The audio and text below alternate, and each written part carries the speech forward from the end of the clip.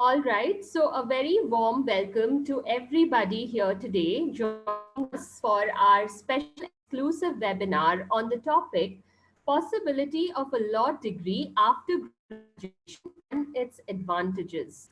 I do want to let you know, guys, that we have a special team of panelists here today who will be answering all your queries on this topic. So, guys, if you already have questions, go ahead and ask your questions in the Q&A section and not in the chat section. Please avoid the chat facility for your questions. Please keep your questions specifically in the Q&A section. And other than that, we do have a presentation for you with thorough information on this. And we will also be taking your questions live in the section after that. So stick around so that we can answer your questions and give you all the information that is needed from our end. Everybody is going through an uncertain time because of lockdown and the COVID-19 pandemic. So I wanted to take this opportunity to inform all of you that we are in fact here to give you all the guidance and information that you need to make your crucial academic and career choice. And on that note, guys, please know that we are also accepting admission applications for this degree. So this is the LLB degree that we have at MIT World Peace University.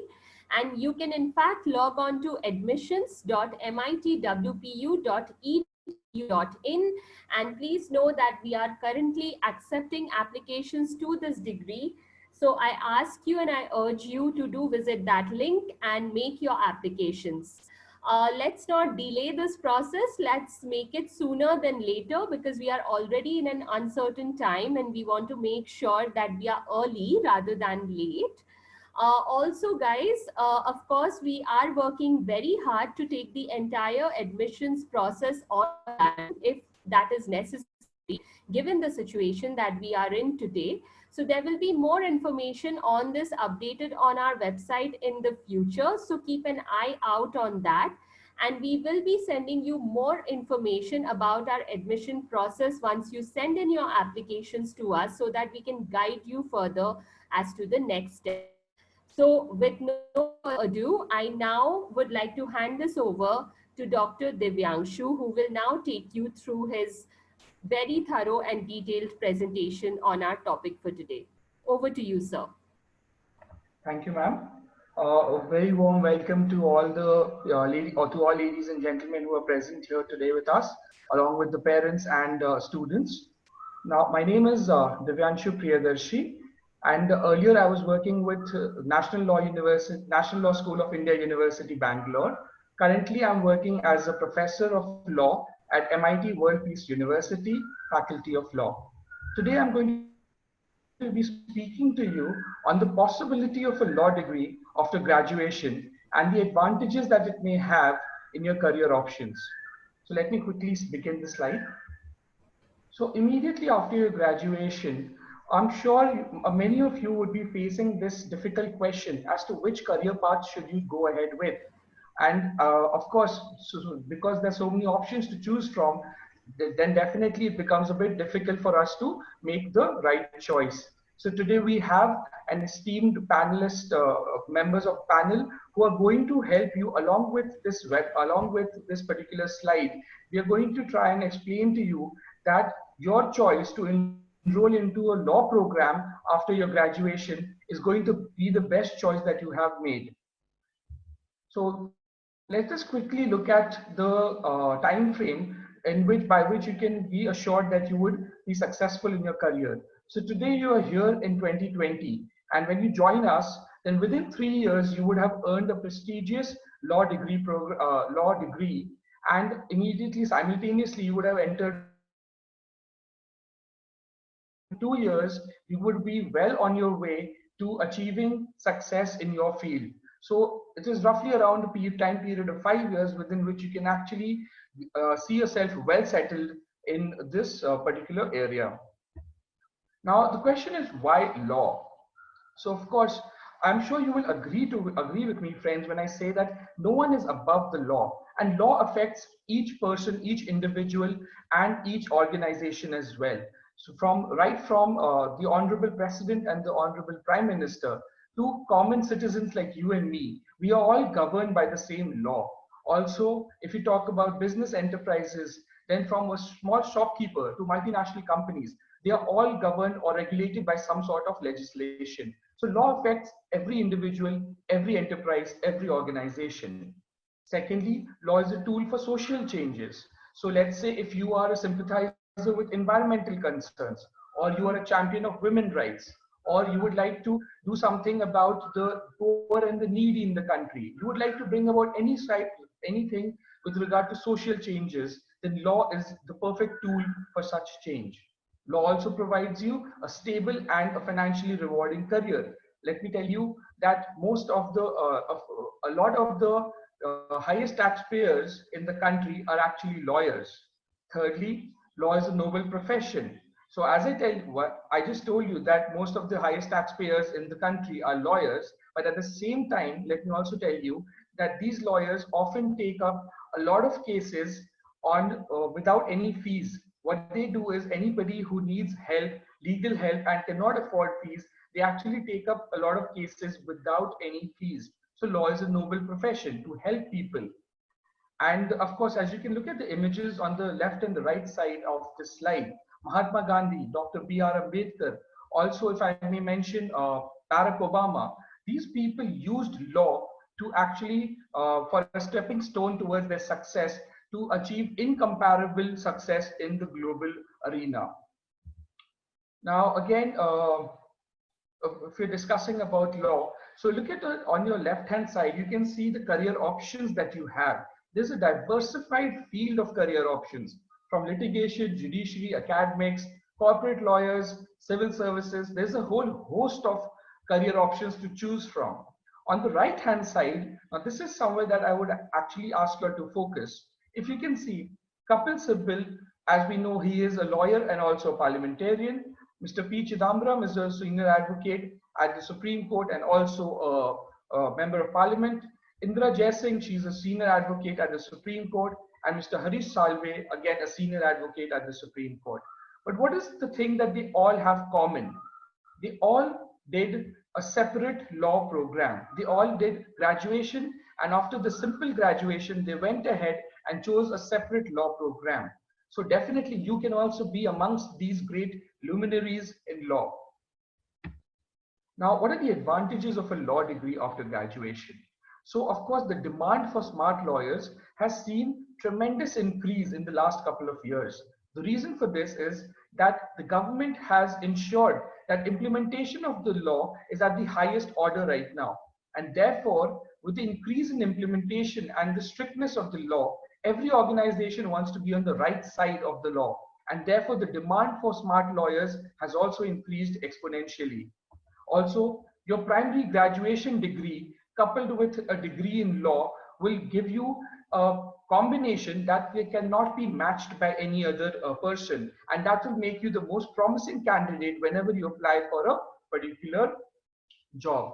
Now also, as I told you, the fields that law provides as a career option is very diverse. So I'm going to take you quickly into the next slide, where I will show you that with your graduation degree, along with law, what all are the career options that you can choose from.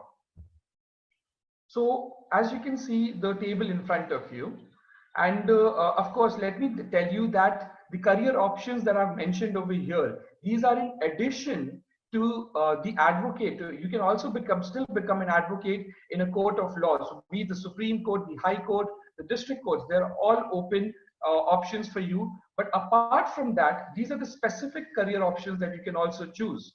So let us say if you have an engineering degree, you couple that with law, and then you can actually enter the intellectual property rights division of tech companies such as Google, Amazon, Microsoft, etc. If you have done your graduation in biological sciences, you combine that with law and you could become a famous forensic lawyer, or you could become a legal consultant in medicine companies. Some of the top medicine companies such as Cipla, Pfizer, they need lawyers in their departments as well. Then you have, let's say if you've done your graduation in commerce, and then you would like to couple that with law, you can become legal advisors in banks, or legal officers in government public sector units. If you've done your bachelor's in management and you combine that with law, you could become corporate in-house counsels for some of the top multinational companies at their managerial positions. Also, if you've done, let's say if you've done your graduation in economics, and that if you add law to that, you could become a legal analyst at KPMG, EY, Deloitte, etc. Lastly, if you've done media and entertainment and you add law to your CV, you can go ahead and become legal advisors to production houses like Red Chillies Entertainment. So trust me, friends, when I say this, that law is required in every field. You name any field right now, and I can tell you that law is required for that particular field as well. Be it sports, be it entertainment, be it any field that you can name, a lawyer is always required over there. Now, what is the role of a lawyer? The role of a lawyer is actually just to give sound legal advice to the clients. Although it sounds simple, but then it is an extremely difficult task. Now, the giving of legal advice can be either before a transaction or after a transaction. What do I mean by that? I mean that people can come to you for advice even before they enter into a contract, enter into an agreement, etc. Secondly, if let's say they have already done something and now they would like to get a solution to come out of their problems, then they again look for legal advice from the lawyers. So the main agenda of a lawyer is to give sound legal advice. Now, what is the success mantra to become a successful lawyer? So of course, you need a lot of different skills to actually become a successful lawyer. Now, some of those skills are mentioned here. The most important skill of a lawyer is, of course, a persuasive oration skills. Now, what do we mean by persuasive oration skills? It is different from arguing. Okay, a lot of people think that lawyers are very good at arguing, but let me tell you, it is not just simple arguing. You need to be able to persuade the judge to look at that particular situation from your point of view. So you cannot argue with the judge. You always need to persuade the judge to look at certain things from your client's point of view.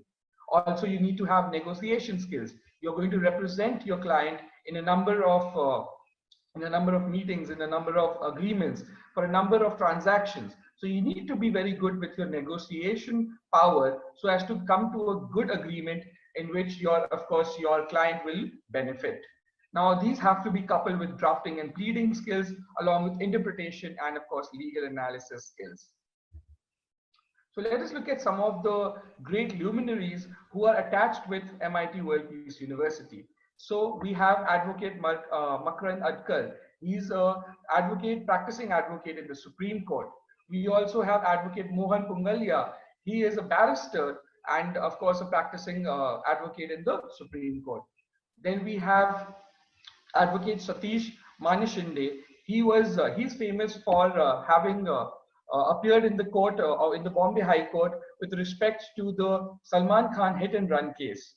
Also, we have Professor Dr. Dilip Uke. He's the Vice Chancellor of Maharashtra National Law University, Mumbai. And of course, then we also have Justice Dilip Karnik. He is a retired judge of the Bombay High Court. So as you can see, we have a lot of legal luminaries who give their continuous guidance to MIT Faculty of Law. Now, what are the unique features that are present in MIT WPU Faculty of Law? Now, of course, we have a lot of unique features, but I would like to specifically focus on moot courts. So what are moot courts? Moot courts are a simulation of actual trial courts. So we have a special hall in which the setting of the hall is exactly like a trial court. We get judges over there, and then the students are given a mock or a hypothetical case, and the students have to argue the case before the judges. So it is exactly like a trial court. So as to give the students a practical exposure of the real courtroom scenes. Now, of course, we have rural immersion program as well. The rural immersion program actually it allows our students to go and visit the rural places in India. Now, I will speak to you on that on the next slide. So let me move on. So the internships and placements. Guys, before we move on to the next slide, and you can see crucial information on internships and placements, I just quickly want to remind you once again that we are taking in all your questions. Our esteemed panelist members are here to answer all your questions. So dear students, please keep your questions to the Q&A section and not in the chat facility. We are not taking questions in the chat facility. That is only for tech issues. Let's please take our questions in the Q&A section, and please go ahead and ask all your questions. We'll make sure they are answered. We will also be taking your questions in our live Q&A segment. So please look out for that. And now back to Sir. Thank you, ma'am. So coming to the internships and placements, now we have a committee which works around the year to provide the best internships and placements for the students. Internships are a time in which you can actually work with practicing advocates, with law firms, with corporate houses, so that you can actually learn that what kind of work will you be getting after you graduate from the program. So we have a good internship program for over the 3 years, and of course also the placements. Now, as I was telling you earlier about the rural immersion program. So the rural immersion program, as we know in India, that more than 65% of India still resides in the rural population, and therefore it becomes necessary for our students to understand the social legal realities of the country, and therefore we give them an opportunity to visit rural places and try and help those people also understand their issues, their legal issues that the people in the village are facing. Now, this is apart from the rural program, we also have a national study tour in which we take students to the Supreme Court of India, to the National Human Rights Commission, the National Company Law Tribunal, the National Green Tribunal. So we try and give you as much practical exposure as possible. We also have an international immersion program through which we are planning to take students to the International Court of Justice. Now, as I was telling you earlier about the moot court, so you can see this is a glimpse of our moot court hall. And as you can see, we have judges, we have students who are arguing the case in front of the judges as if like a real life trial court.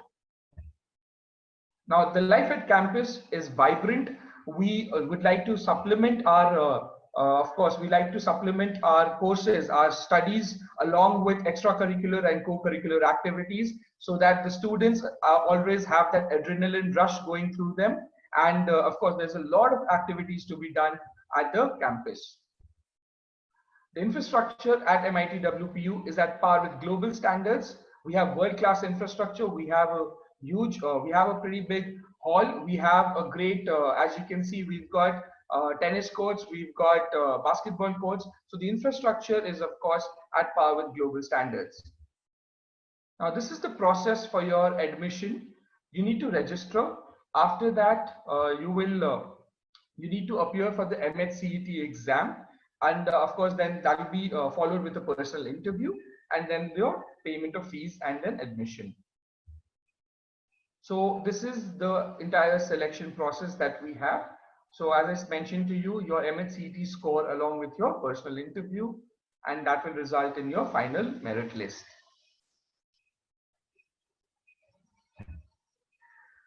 MIT WPU encourages meritorious students to apply for a well-recognized scholarship policy. We have a very good scholarship policy for students, for meritorious students, so as to enable them to actually avail this policy. And finally, of course, this is the page for all information. So I would like I would request Suchiruppa ma'am to actually take over. And again, students, if you have any doubts, please feel free to reach out to us at any time. Thank you. Thank you so much for that thorough and detailed information on our LLB program, as well as students' prospects after a law degree. So now, dear students, I would again inform you that we are currently accepting applications at MIT WPU for our law program. So please go ahead and check out admissions.mitwpu.edu.in and make your choice of the suitable program that you're interested in. and send in your applications to us. I also want to assure you that we are working relentlessly to make sure that if necessary, we will be taking our admissions process online if that is the need of the hour. And we are working to make sure that we help you in the admission and the selection process, especially at this time of a pandemic and a lockdown. So go ahead and ask your questions and do send in your applications early to us so that we can help you get more information, be more prepared, and be on time for all the rest of the admission formalities. All right, guys, now we will be jumping on to our exciting segment, which is our live Q&A section. And we have esteemed panelists from the faculty as well as our counselor team who will be answering your questions on audio so that we can address all your queries. So dear panelists, I hope you are geared up for this segment. And for our first student question, we have Rachna Ranjan who is asking us, ma'am, I'm doing my graduation from a vocational course and it's a professional course. Am I eligible for the admission form? Yeah, Madam Suchi, I'll take that question further. Sure. Yeah. Hi, this is Dr. Shailashri Haridas. I'm the Dean for Faculty of Law here at MIT World Peace University. This is one of the university where we have the experience in education in last 4 decades. We are we come under top 10 in one of the top 10 one of the private university in India as such. As far as the law program is considered, in order to take the admission for this LLB program, any graduation is okay. I repeat what I said, any graduation, you may be with engineering or maybe with science or medicine or commerce or economics, any graduation is okay, including the occasional program as such. I suggest you apply for the program on our website first, and our executives will get back to you on further details as such. Over to you, Madam Suchi. Thank you, ma'am. Okay, and now we have another question. Is there any age criteria for the law exam? Because I have completed my graduation in 2014. So is there an age criteria for the law exam? I hand it over to Professor Inamdar to answer that question. Sure, ma'am.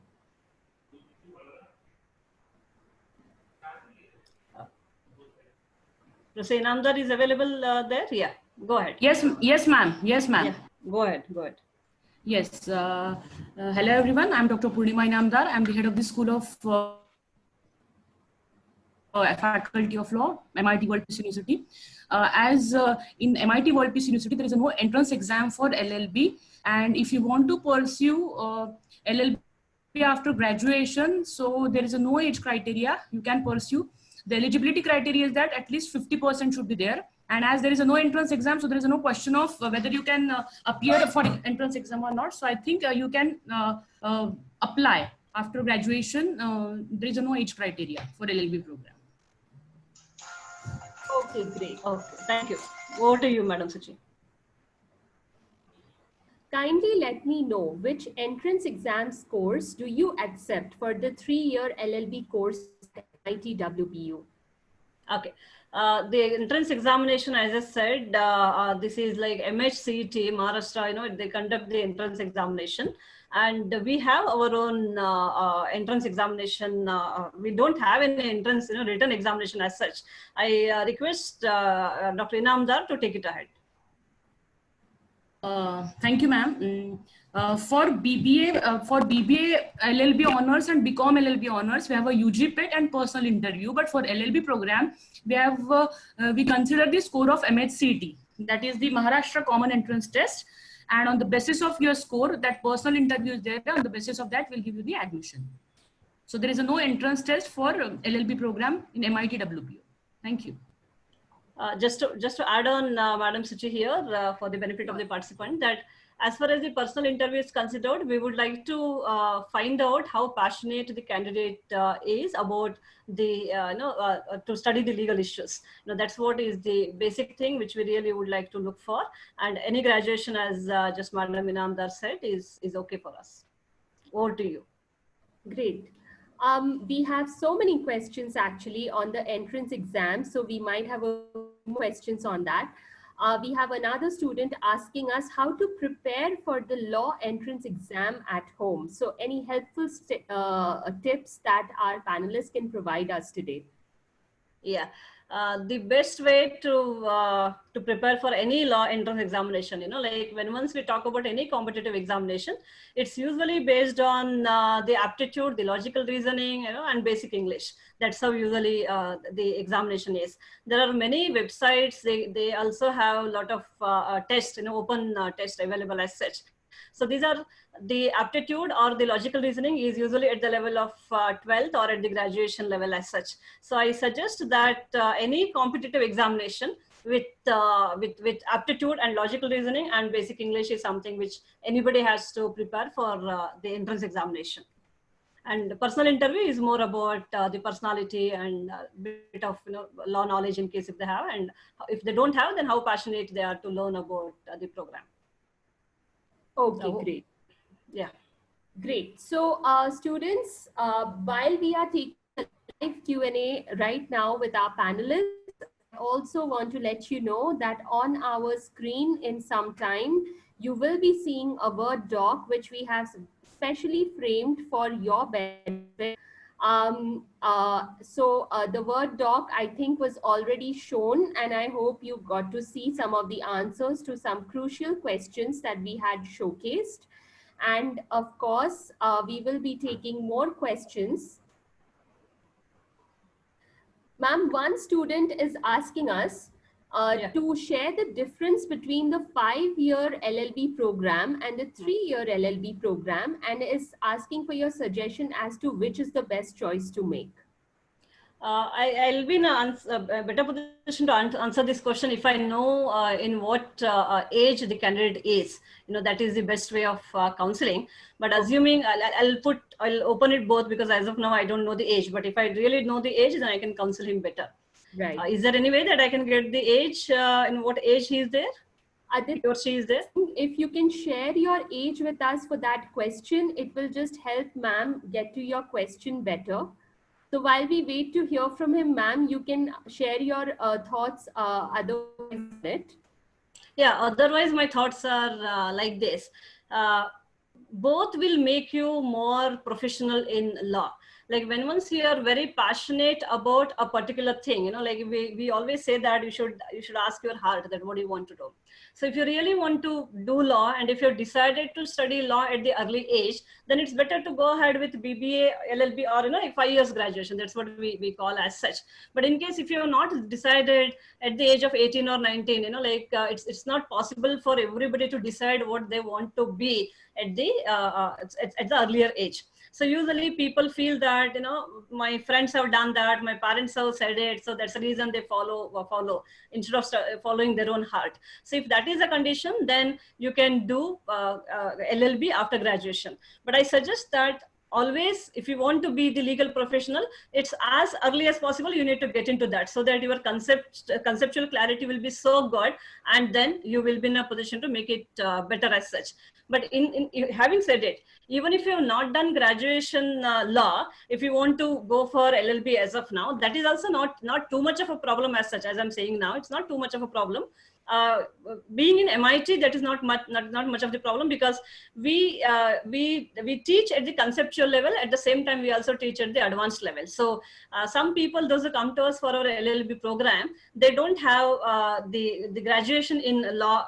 I mean 5 years law. They have not done graduation earlier in law. So possibility that we balance both. We call them as a slow and the bright learners management, and we manage with both. So it's better that being with law is much more important than thinking much more about in what stage I need to get into law. My answer is like this: if you want to, if you have a passion for law, start as early as possible. Great. Ma'am, Yeah. Aditya also shared with us just now that he is 18 years old. Okay. So if he is 18 years old, then I suggest that he better to do graduation in law. I mean 5 years in law, and then he can pursue whatever he want to do further. Great. So Yeah. I hope that answers your question. Yeah. We have another student asking us Why is MIT better for the law degree than the other colleges? Uh, I'll be happy to answer that. I also gave the answer in the chat box too on that. Being in MIT, this is Maharashtra Institution of Technology, which we started in the year 1983. We have a legacy of 4 decades of education. So we started with engineering college in 1983. And in last 4 decades, as of now, we have grown in the education field in such a way that we have almost 72 different institutions under our trust. We have 4 different universities under us. Around 55,000 students, they graduate with us. So with this legacy of education as such, as far as engineering is considered, our ranking is 12 in, I'm talking about all India level ranking, 12. We are in between 15 to 20 as far as our management institution is considered. We are number 3 as far as our design institution is considered. We are next to NIT. And we have one school like School of Government, which is only one in Southeast Asia. So we are the pioneers in many of these things, and we really have good experience as far as education is considered. That's I'm talking about the legacy of education, which our university is having as such. And because of the good legacy of education which we have, the Maharashtra government has given us the status of private university 3 years before. And after that, we have started this law program. And our law program is approved by Bar Council of India too. So once the law program is approved by Bar Council of India, any student, those who study law with us can go for, like the practicing in the courts and all. That's something which is very, very important for all law programs to have. So we also have the approval for our law programs. We started with BB LLB program 2 years before, and this year we will be starting with our BCom LLB as well as LLB programs. So if you're talking about the academics, what we have as such is one of the best in the world. We are definitely equivalent to the other NLUs, because many of the board members you have seen at the time of the presentation that we have an excellent academic board in place, where all these are the people, those who keep on giving us enough guidance about what should be the way we teach and what are the subjects we have to teach, what is expected in the corporate, what is expected in the outside world. So we keep on reviewing our syllabus. It's not that we review our syllabus once in 3 years like the other state universities do. So because we have the autonomy in making our syllabus, we definitely change or adopt all the changes which is happening outside in our syllabus too. If you're talking about the placements as far as MIT WP is considered, as far as MIT, with the name goes, we don't have to be worried too much on the placements as such, because the companies really stands in the queue as far as our management and engineering and other commerce and other education is considered. Of course, as for the law is considered, we are as of now we are having 5 years of program, and we have already placed our students as interns. The first year and second year students only we have placed as interns. My first and second year students, I'm talking about the students at the age of 18 or 17 or 19, they have won the moot court competition at the national level. We have complete, support for the students as considered. So one is the education as one part. The second one is the personality development, which is very, very important as a student. Like always, inform any potential candidate saying that it's not about MIT, but even as a mother, if I have to speak to my son, I'll definitely say the same thing, that one is education as one part, the other part is to what extent your overall personality is molded by the education institution, which is very, very important. We have many programs, we have many social initiatives, we have many corporate people coming to us speaking, or we have many advocates very often coming and speaking to us. So these are all the overall beautiful experience which any candidate will carry in case if he or she comes and studies with us. So I always suggest that you should apply to our program, and let's take the experience forward together. Over to you, Suchi. Great. That was a great detailed information, ma'am. All right, students, this is a reminder again, please keep your questions in the Q&A section, not in the chat section. Pranav, I can see you've used the chat facility. Request you to please repost it in the Q&A section. So guys, let's keep up. Madam Suchi, before you go ahead for the next question, in case if Madam Neeta would like to contribute something more to this, the earlier question, I mean. Surely. Hi, thank you, Dr. Haridas. Really, at our university, we are able to help students in a lot of different ways, like Dr. Haridas said. So it's not just about the rural. Devanshu sir also mentioned the rural immersion, the national tour and the international tour, etc. that we have. But there are many other ways that we can actually support. So with the law course, it's not just about becoming a lawyer in the courts. It's also about going into corporate law, and going into writing laws really also. So I saw some of that question that Pranav was asking. So I thought I would contribute to that as well. At our university, we are very strong with this, also because we have an association of almost 40 years with a lot of the in corporates around, and lawyers around, and corporates also need lawyers in them. Even NGOs need lawyers, to be truthful. So going back to something that Benjamin Franklin once said, tell me and I forget, teach me and I remember, involve me and I learn. So we always try to involve students. We can tell and we can always teach, but we try to involve students at all times, especially, and I actually work in the same building as where the School of Law is there. And I see so much of interaction happening all the time, not just with guest lectures from industry experts, from lawyers, but also webinars from corporate leaders, sometimes success stories by young lawyers. We also support in our university a lot of different things in terms of entrepreneurship. If you're thinking of setting up something on your own, then we help you with that as well. We have an incubation center for that. We actually have a team of almost 30 people in our Center for Industry Academy of Partnerships, which looks after four things, helps the faculty, works in coordination with the deans and the faculty for internships, for placements, for industry partnerships, all of that. So I know some of the internships which are planned for this summer are all across the country, really. So holistically, with different events which happen, and we encourage our students to participate in all the events, you get more than just a bookish knowledge. Thank you. Great. Thank you so much, ma'am.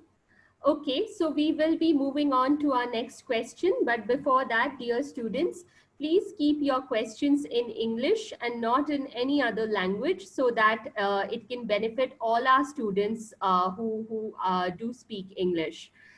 Okay, so moving on to our next question now. We have somebody who is asking us, is there any kind of distance education in the law program available at MIT WPU? No, we don't have any distance learning program as such, but we do have some short-term certification programs, like short-term certification program in taxation laws or something like that.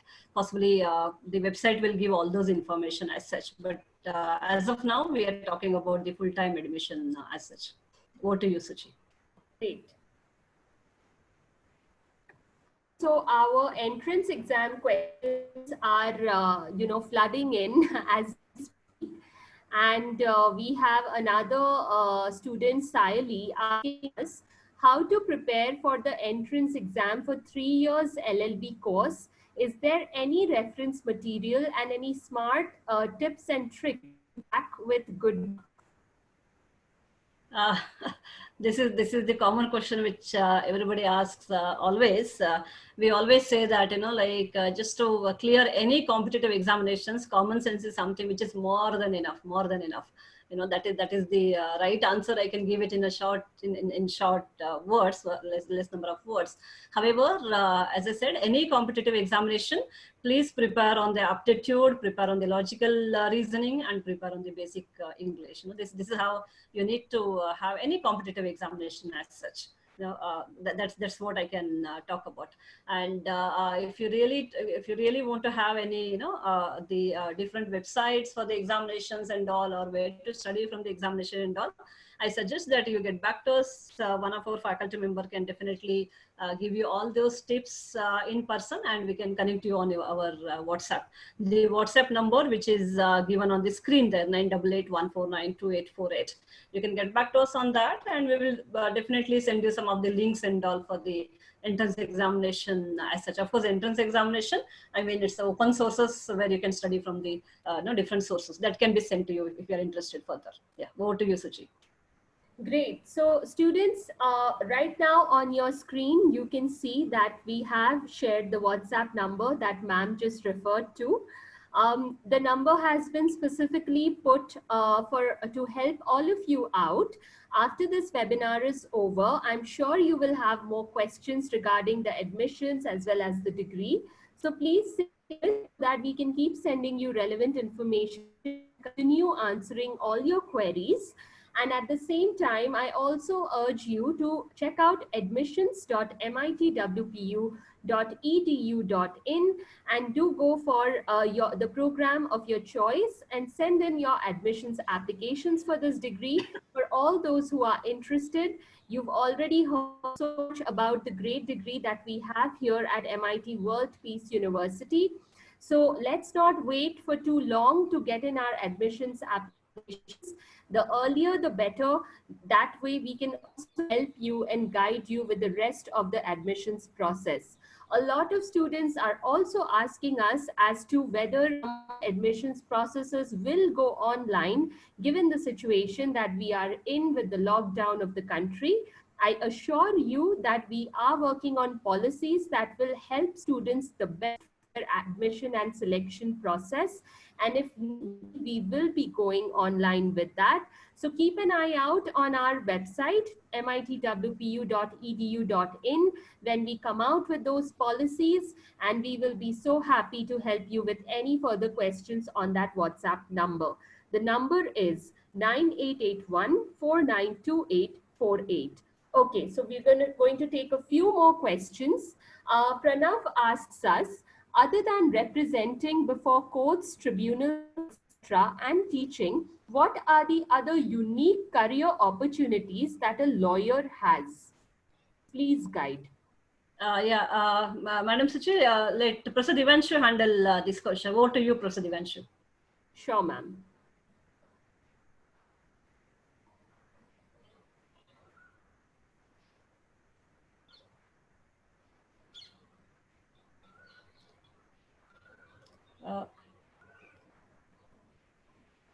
Prasad Devanshu, you need to unmute your...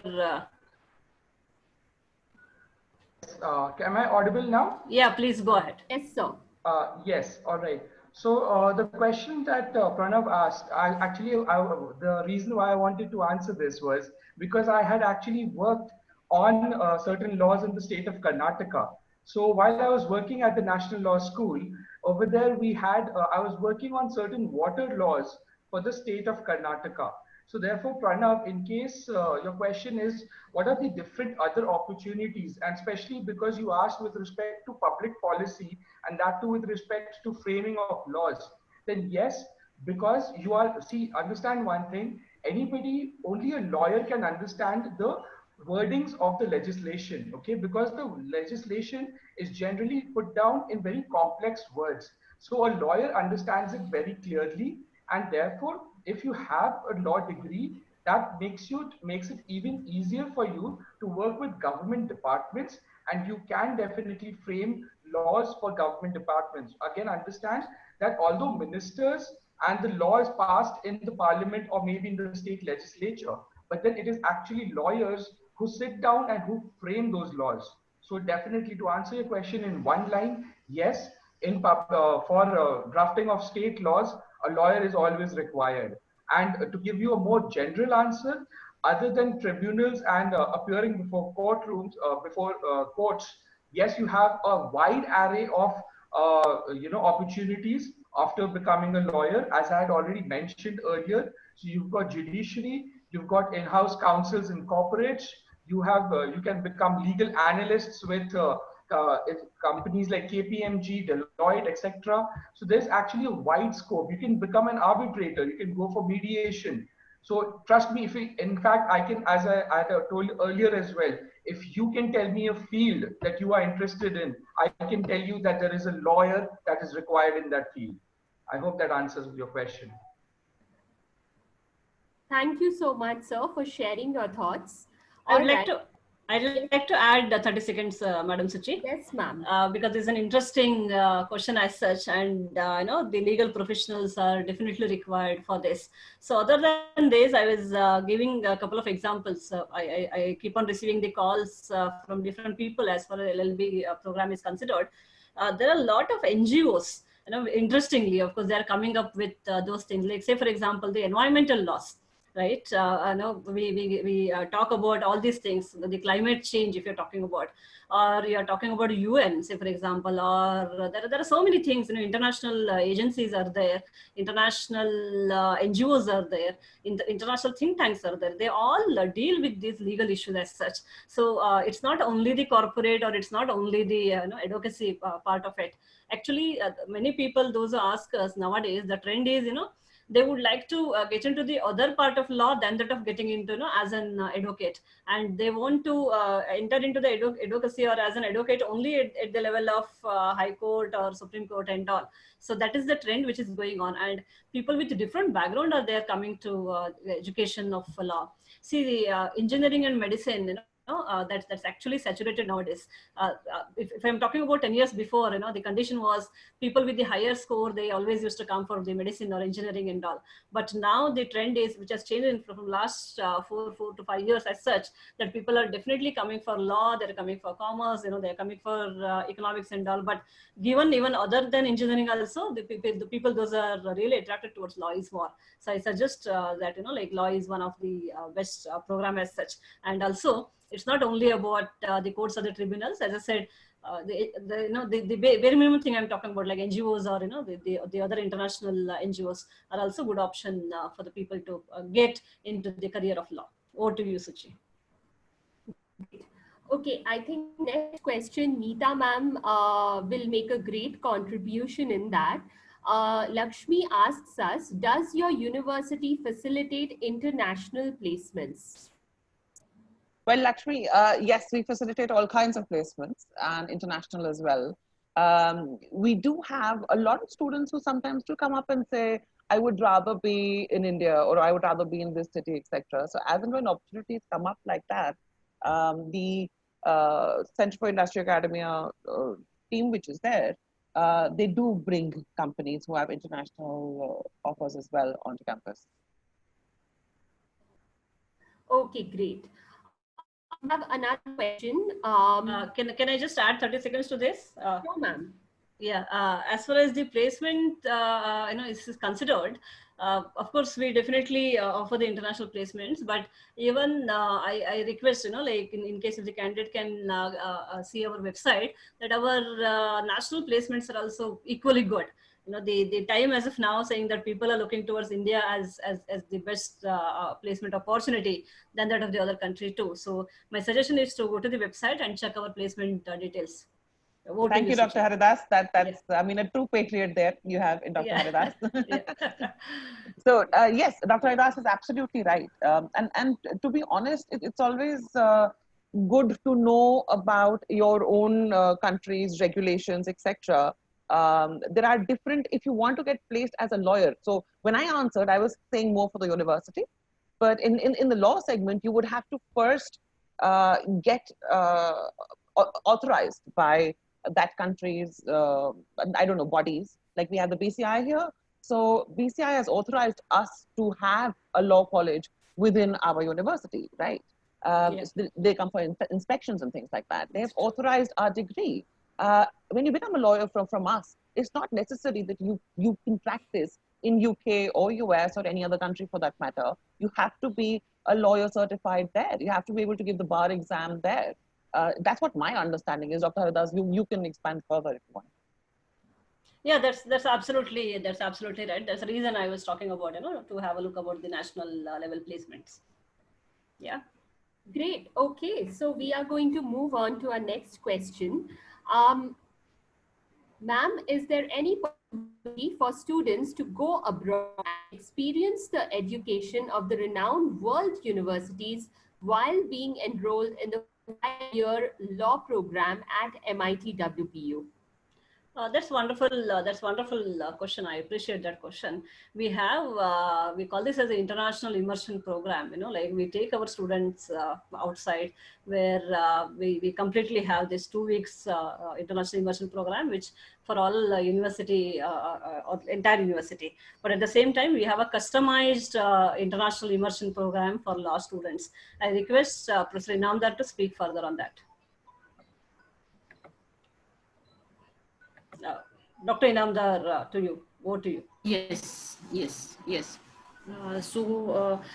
We have one of the fundamental, or you can say the basic principle of MIT WPU is that four fundamentals are there, that we believe in partnership, social innovation, technology, and research.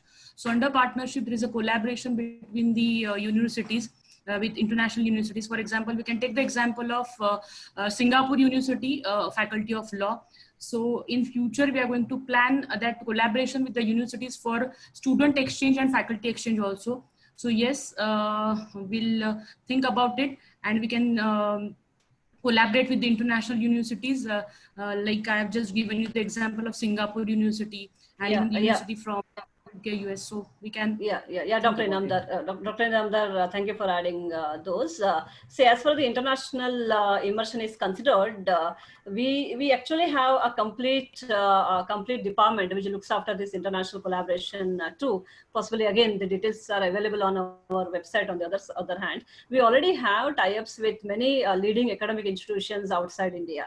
And the certification programs from those universities are also available for all our law students as such. Having said it, like as I said, all our students, like maybe for law, around 2 weeks of international immersion is a part of that, is a part of your program. If you really see those, the presentation which Professor Devanshu was giving it earlier, he had one complete slide on the international immersion. See, what is very, very important is to have the exposure at all levels. So that's the reason I said I really appreciate your question. So once we have the exposure at the rural area also, like we take our students to the rural area as well as we take our students outside India too. So having the exposure at all level is something very, very important, and we appreciate that. And the thinking level, the way you think completely changes because of all these exposure. I suggest that the moment you enroll for our program, we always suggest, I appeal to all the students always, not only for law, for any of the students, those are from our university. I always say that you should go outside, experience the life there, and then come back, so that it's better that you contribute in a better way to the world outside. That's what from my side. Over to you, Suchi. Great. We have a couple of more very curious career questions with a purview of our law degree here at MIT WPU. One student asks us, how can I benefit from the LLB program if I would like to appear for the civil service examination? Oh, that's an excellent question. That's an excellent question. There are two answers, two points which I really would like to answer. As far as law is considered, this is one of the optional subject also which you have. And see, the lawyers are always good in negotiating. And because you are good in negotiating, you can crack the interview better. That's what I always inform the students always. At the same time, within our campus, we also have the evening program. By evening program, I mean we give this UPSC coaching to all the students. I mean those are interested students. So you can be a part of that. You don't have to go anywhere outside for taking these coaching classes and all those things. So within the campus, we have this particular facility too. Even our library is open from morning 7 to 11:30 in the night, only for the UPSC aspirants and all. Every year, we invite all rank holders of UPSC, and we do the felicitation of those rank holders. And we usually connect one rank holder to one UPSC aspirant from our campus. Like from this coaching class, which I'm talking about, which we have from my only school, like I look after that school too. In that school, 7 people have received the, they have secured the rank last year. So, and all these rank holders, they do the mentoring of next UPSC aspirants. So that is something which is very, very important point from our university point of view. See, we have a lot of advantages because we are a part of the university. It's not the standalone college, like if it's only law college, then we cannot take the advantage of any of these things. But here, because we are the university as such, you will speak to all other, maybe engineering you talk about, or you talk about medicine, or you talk about economics, you talk about management. Now you speak to all those students also, you know, like your thinking is definitely changed because of that. And even the people, those who do UPSC, half of them they come from engineering to my own school. So usually all these people, they keep on thinking about their own subjects. So law is definitely one of the good subject to have for having the UPSC. And second thing is you have the facility of getting additional coaching within the campus. These are the two things I really would like to speak on this. Madam Neeta, if you would like to add further to this. I really think the question has come to the right person, because Dr. Haridas, you also look after another school which has a lot to do with these kind of things as well. So there's no harm in talking about that as well, Dr. Haridas. Yeah, that's what I was mentioning about the civil service, the training institution which we have, yep. where we mentor all the students. Like one rank holder, he or she does the mentoring of one junior student. Absolutely. That's how it talks about. Yeah. So I think, ma'am, who better than the dean of that school to talk about it? I think you covered most of it. Thank you so much. Yeah, thank you. Thanks a lot. Over to you, Suchi. Great. All right, we have one eligibility question. What are the marks required to qualify for entrance exam? I'll leave the question to Madam Inamdar. Yes, ma'am. 50% should be there, the graduation level, and after that, personal interview also we are expecting 50%, 50 marks personal interview is there. So at least minimum 25 marks should be there. So overall, I can say 50% is a criteria for eligibility criteria for the LLB program, for taking admission for the program. Okay, just to add on with one sentence, it's minimum 50% in the graduation to apply for MIT WPU. Of course, the student who's in the last year of graduation can also apply, but the admission will be provisional initially, and with the submission of the mark sheet, the final year mark sheet, we are going to regularize the admission as such. So 50% is the minimum eligibility, and again we have the personal interview also. Even I just want to add one thing, ma'am. May I? Yeah, please. Yes, for 50% for open and general category, and 45% for reserve category. Okay, that's perfect. So that's perfect. Yeah. I just wanted to end saying that. I just wanted to end saying that we have the pool of applications which we usually get, and from the pool of the applications we make our own merit list based on like our entrance examination and this graduation criteria, and then we offer the admissions. Over to you, Suchi. So there you heard it, guys, a pool of applications basis which we decide the merit list. So I encourage you to at least put in your applications, put in your admissions applications on our website. Check out admissions.mitwpu.edu.in and choose the program of your choice, make an informed choice. I hope this webinar was informative for you. We tried to take in as many questions as we could, and of course I also want to let you guys know that we are going to upload the recording of this webinar on YouTube on the MIT World Peace University official YouTube channel. That's the official YouTube channel. So look out for that in a couple of days, in 2-3 days time, and you can come back to all this exhaustive information that we have shared with you today. On that note, guys, thank you so much for joining us today for the live webinar. I hope you enjoyed this session with us. Please leave your thoughts with the student poll, the feedback poll that we are going to share with you right now.